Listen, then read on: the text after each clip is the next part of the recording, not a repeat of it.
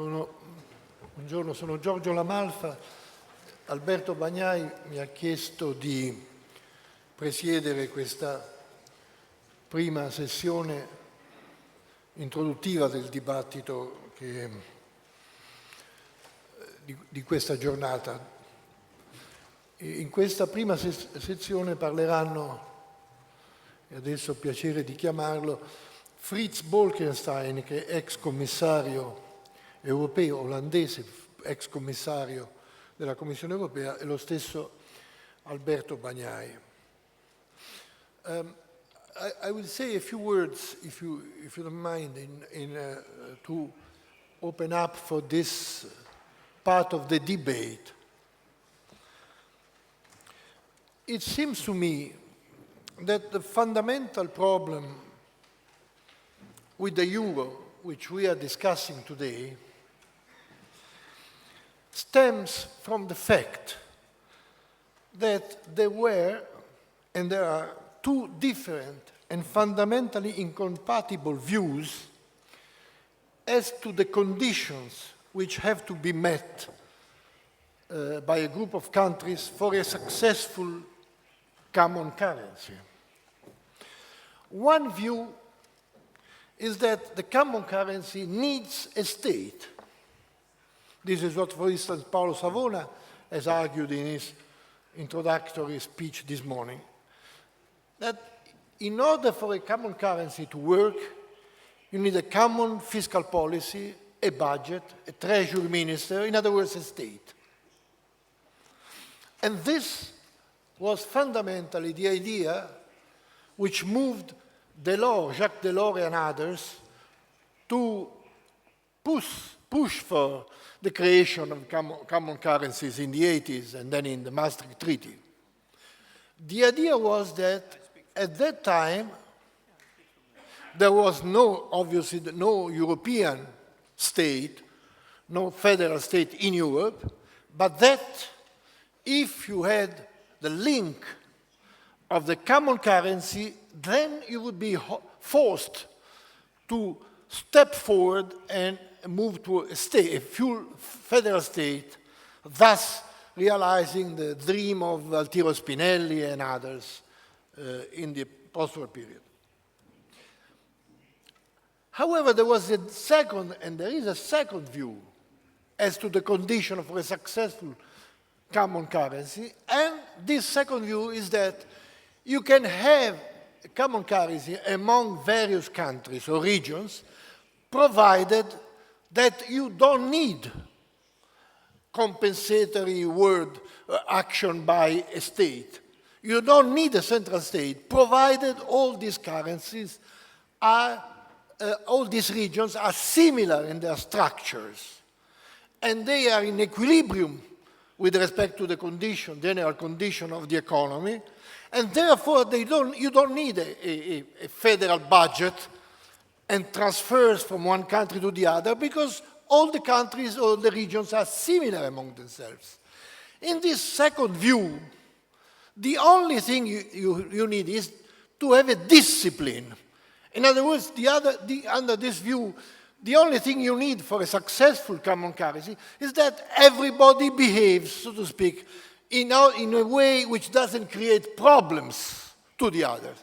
So no one has budget deficits, everyone has flexible labor markets, and so on and so forth. And therefore, if one believes in this kind of theory, if everybody does his own duty, in quotes duty, then the thing will work perfectly without any need for a political authority at the center. The problem with the euro, as I see it, I've seen it for many years, the problem with the euro is that it was necessary to discuss before creating the common currency whether you needed the one or the other, whether one or the other was accepted by the Europeans. And there has been a game of dupes, as I may say. In other words, the money was decided in the 90s in Maastricht, and some of the people felt that this would be the first step towards the creation of a full political union, and others felt, Germany in the first place, felt that the condition was simply that each one would stay independent in terms of economic policy. So we are now, and this is the point we are going to discuss in this conference and in this session, we are now in a situation in which the currency is there is no political common view as to the next step, because yesterday I've seen on a newspaper that Mrs. Merkel, visiting Athens, said you are on the right track. And I know fairly well Greece, and I must say that if that is the right track, it's a disaster. It's a track which no one would want to follow if one is Greek or if one loves Greece. They say you are in the right track, while we obviously know that we will be on the right track if there will be a European government which takes care of the conditions of all the European countries. So the question now is, once we have engaged in a common currency under those controversial conditions, what do we do next? Can we mend the project, or is it better to abandon the project? This seems to be the question we have to discuss. And I think it cannot be better people to speak about as Frits Bolkestein. Welcome, and giving the floor, and then Alberto Bagnai will take the floor. Thank you very much.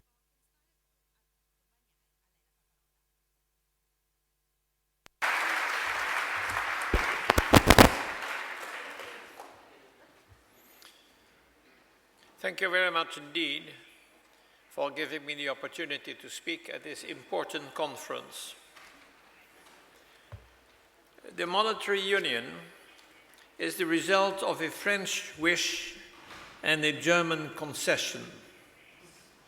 The French wish was to gain power over the D-mark through the medium of a European central bank, which would be open to political persuasion.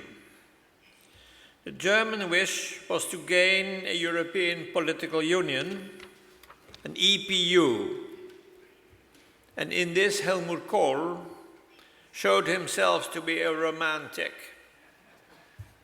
Politicians are inspired by images.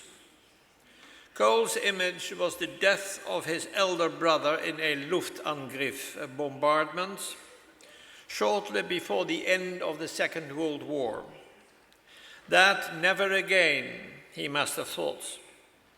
Better a European Germany than a German Europe. And a European political union would assure this. He was prepared to offer the D-mark, the symbol of German economic renaissance, to achieve that end. It was his concession. As Hubert Védrine, assistant to President Mitterrand and later France's foreign minister, put it, with the single currency, Kohl made the greatest concession which one could ask from a German chancellor. And indeed, if a referendum had been held on the single currency at the time in Germany, it might well have been defeated. In November 1991, Helmut Kohl said in the German parliament, "Die politische Union ist das unerlässliche Gegenstück der Wirtschafts- und Währungsunion." The political union, in English, the political union is the essential counterpart to the monetary union. So we were warned. The political union had to precede the monetary union, but it didn't. It was the other way around. The monetary union was agreed at Maastricht. We are still waiting for the EPU. Shortly after the Maastricht conference, Helmut Kohl wrote that it had not been possible to satisfy all expectations, but that a political dynamic had been created which no member state would be able to resist. It has not worked out that way. The monetary union has not had an integrating effect, but a vociferous one, as we can all now see. In order to gain acceptance for the euro, Germany insisted on the so-called Stability and Growth Pact, which sometime later was concluded in Dublin, and which laid down the 5 criteria which all member states would have to meet if they wanted to join the euro. First and foremost, as we now all know, of these criteria was the requirement that your annual deficit of any member state should not exceed 3%.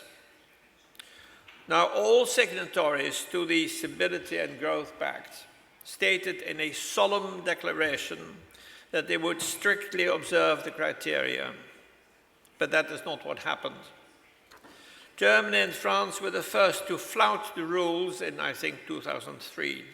Now, ladies and gentlemen, if a pact, a treaty, which all signatories in a solemn declaration have said they would strictly observe, is broken after a few years, which European declaration or pact would thereafter have any credibility? And that, I'm afraid, also goes for the recently in Brussels concluded pact, which reaffirms the Stability and Growth Pact while also strengthening the sanctions. Spain has already said that it cannot meet those criteria, and François Hollande, President of France, has now made it abundantly clear that France will not abide by the criteria either. We shall see. Helmut Kohl's European Political Union is another term for a federal union with which the Germans have so much experience because they live in one.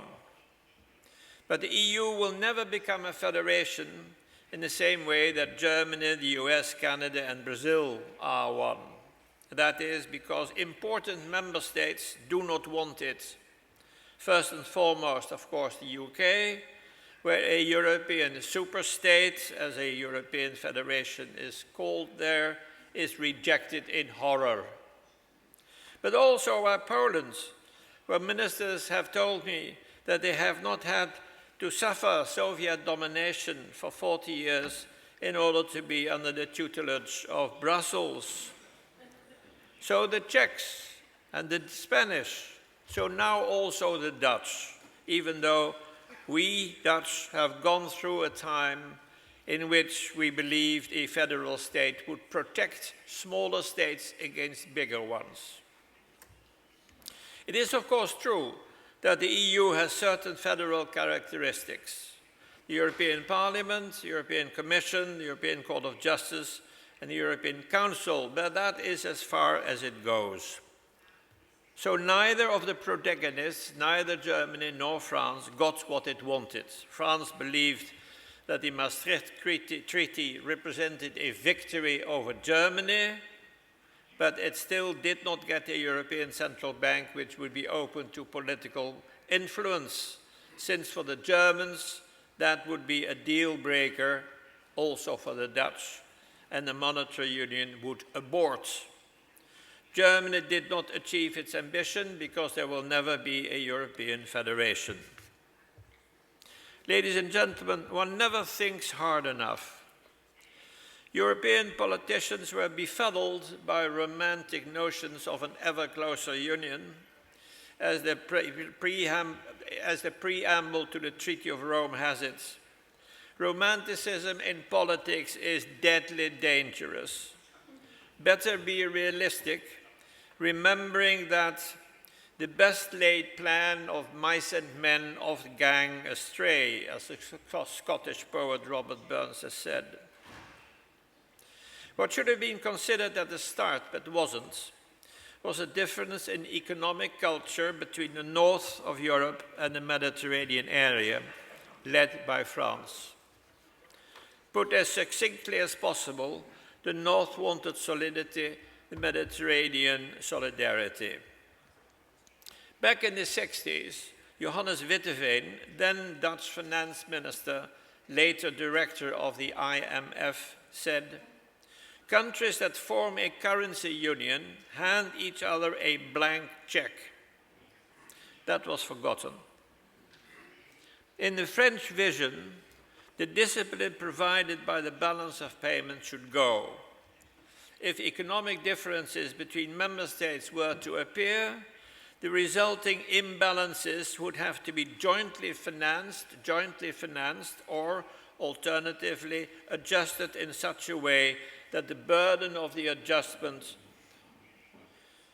would be symmetrically distributed over deficit and surplus countries. In that way, the surplus countries would show solidarity with the deficit ones. Another equally pernicious difference between the North and the Mediterranean, member states, was the disparity in competitiveness. Herman van Rompuy, chairman of the European Council, has famously said that the euro was a sleeping pill. It enabled Mediterranean countries to borrow at artificially low interest rates while neglecting structural improvements to their economics and thus to dream of a dolce far niente. Such were the effects of one size fits all. And I know of not a single American who has believed in the durability of the euro, and these are the reasons.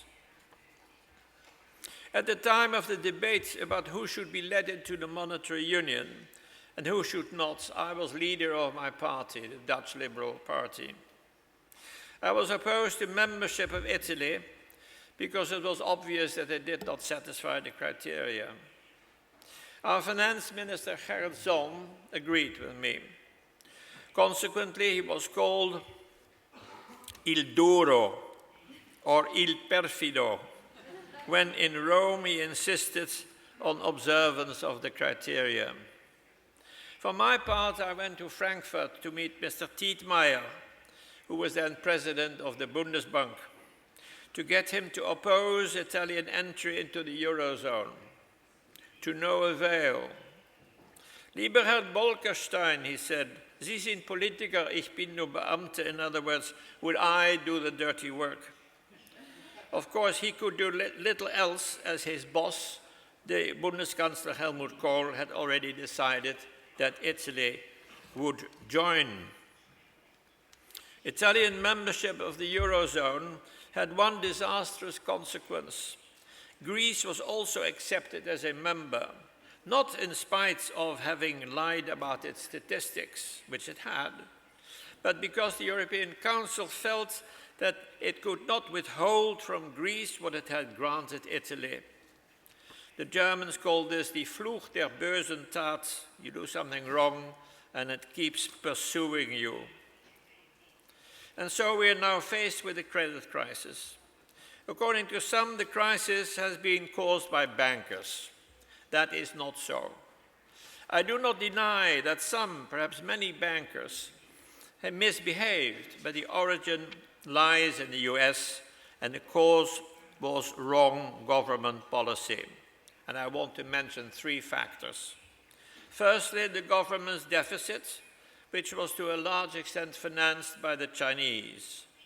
That meant that some of the poorest people on earth paid to keep some of the wealthiest consumers in clover. Secondly, the policy of the Fed, which kept the interest rate artificially low at 1%, where it should have been around 4%. These two factors caused an excess of liquidity. Thirdly, the legislation which asked bankers to extend loans to people to purchase houses even though they were not creditworthy. It is true that some bankers took advantage of gullible customers, but it was the government that had tied them to the bacon. We Europeans are now indeed in a pretty pickle. The order of the day is that the governments should reduce expenditure and save money in order to meet the 3% criterion. But one of the lessons, I think, of the 30s is that reducing expenditure in a time of crisis prolongs the depression. Of course, the present situation is not like the 30s.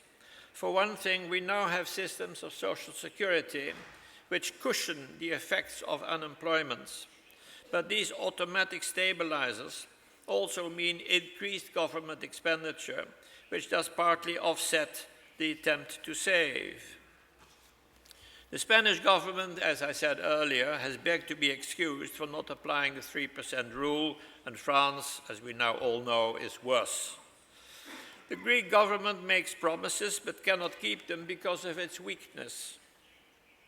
When I was a member of the European Commission, that is to say before November 2004, the Commission granted Greece €150 million to set up a land registry.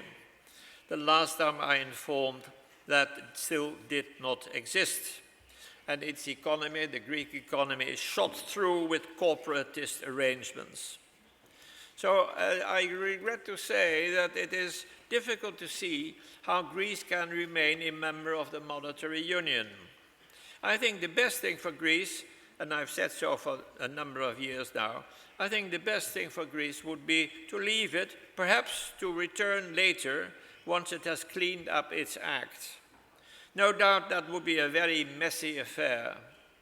But what is the point of sending troika missions to Athens every so often, only to find out that once again the Greek government has not done what it has promised? One thing we certainly should not do is to set up so-called euro bonds. These would mean that all member states would pool their debts, which would then be financed by these bonds at an average rate of interest. It would be a disastrous plan. For one thing, it would make the Netherlands pay a much higher rate of interest than is now the case. My last calculation showed the burden of interest to go up by €7 billion each year. Secondly, and worse, the euro bonds would stand as a veil between the deficit countries and the markets, just as the euro did. But these deficit countries should respond more to the market, not less. Belgium's former Prime Minister Guy Verhofstadt is an adept of that plan, but that, I suspect, is because he wants to abolish the nation state, which is absurd. In more general terms, ladies and gentlemen, all mutualization dilutes responsibility, which is the opposite of what should happen. Will the euro area break up? Rather, what sort of euro will it in future be? Will it show solidity, as Germany and my own country wants? Or will it mean solidarity, which means other people's money? The Germans do not want Eurobonds, nor do they want a transfer union, which would mean a permanent flow of money from north to south, in the way of the solely subventions which go or which went from west to east Germany. They resist a fiscal union which would force us to imitate France's high tax and spend economy. Thanks, I should say, to the Constitutional Court at Karlsruhe, which, if I understand it correctly, which has made further transfers of sovereignty to Brussels subject to parliamentary approval. Ladies and gentlemen, may I remind you of the history of your country, of this country. Italy was constituted in 1870. The lira became its national currency. The lira was designed for the north and too strong for the south. The north has compensated for that through the Cassa per il Mezzogiorno. That transfer union continues, I believe, until today. But what has it done to improve the economic situation of the south? Ladies and gentlemen, let me end on this sad note. The monetary union has failed. It stops devaluations, which the deficit countries need. Instead of being a zone of monetary stability, it is a source of unrest. As long as the north and the south of Europe are bound together, we shall never get out of the hole that we've dug for ourselves. And I thank you for your attention.